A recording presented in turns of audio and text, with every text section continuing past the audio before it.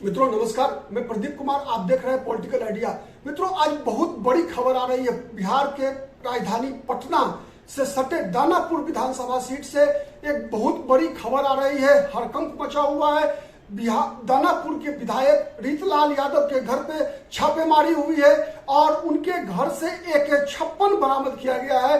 कई प्रकार के अन्य शस्त्र बरामद किए गए हैं। ये एक बहुत बड़ा समाचार जो है आ रहा है। आपको पता है दानापुर विधानसभा सीट पहले ही से काफी सेंसिटिव विधानसभा सीट मानी जाती है। अब दानापुर विधानसभा सीट इसलिए भी चर्चित है कि दानापुर विधानसभा सीट से लालू प्रसाद यादव भी विधायक रह चुके हैं। वहां से पहले भी उस विधानसभा सीट से चुनाव लड़ने वाले कई उम्मीदवारों की हत्या हो चुकी थी। इससे पहले आपको पता है 90 के दशक में वहां से एक उम्मीदवार थे राम एकबाल राय, उनकी हत्या हुई थी।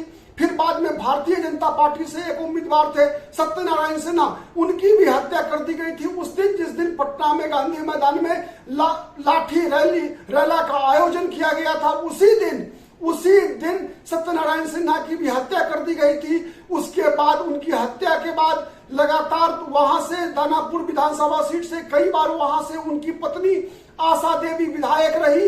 इस बार पिछले वर्ष के विधानसभा चुनाव में रीतलाल यादव विधानसभा से विधायक चुने गए थे।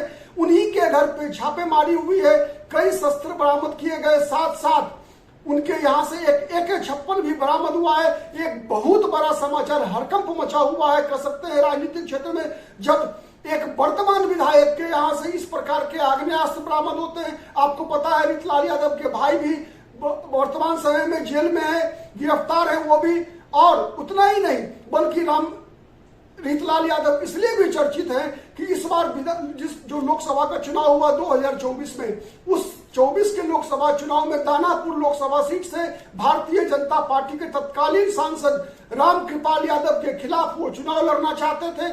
आरजेडी ने उन्हें टिकट नहीं दिया क्योंकि वहां से आरजेडी के प्रमुख, आरजेडी के सुप्रीमो लालू प्रसाद यादव की पुत्री मीसा भारती चुनाव लड़ना चाहती थी। वो लड़ी भी।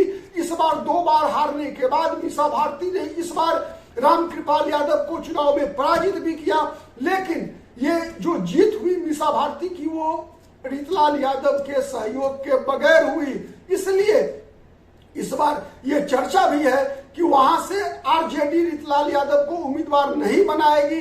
मीसा भारती के नजदीकी कोई व्यक्ति वहां से चुनाव लड़ेंगे आरजेडी के टिकट पर। और यहां तक कि कई बार ये भी सुनने को मिला कि रीतलाल यादव भारतीय जनता पार्टी में भी शामिल हो सकते हैं। लेकिन भारतीय जनता पार्टी के सूत्रों ने इस बात से इनकार किया कि रीतलाल यादव भारतीय जनता पार्टी में शामिल हो रहे हैं या शामिल होंगे या भारतीय जनता पार्टी के टिकट पर वो दानापुर विधानसभा सीट से चुनाव लड़ेंगे। लेकिन इस बात में कहीं कोई शक नहीं था कि आरजेडी के नेतृत्व के साथ उनका मतभेद लगातार चल रहा था। कई घटनाओं में रीतलाल यादव का भी नाम आता था। वो दानापुर विधानसभा सीट क्षेत्र में ही कोथवा एक गांव है जहां के वो रहने वाले हैं। और वहां आपको याद होगा जिस समय में कार्तिक मास्टर विधान परिषद का चुनाव लड़ रहे थे स्नातक निर्वाचन क्षेत्र से, उस दौरान भी अनंत सिंह के साथ रीतलाल यादव का जो एक कॉम्बिनेशन था, जो एक सहयोगात्मक रिश्ता था, उसके कारण भी आरजेडी का नेतृत्व कहीं ना कहीं रीतलाल यादव से नाराज था।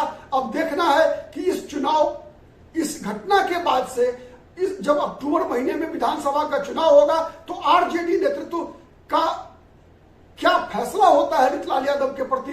रीतलाल यादव को इस बार टिकट मिलेगा वहां से या नहीं मिलेगा, और अगर मिलेगा तो फिर रीतलाल यादव के खिलाफ जो विपक्षी पार्टियां हैं वहां भारतीय जनता पार्टी अपना किसे उम्मीदवार बनाती है।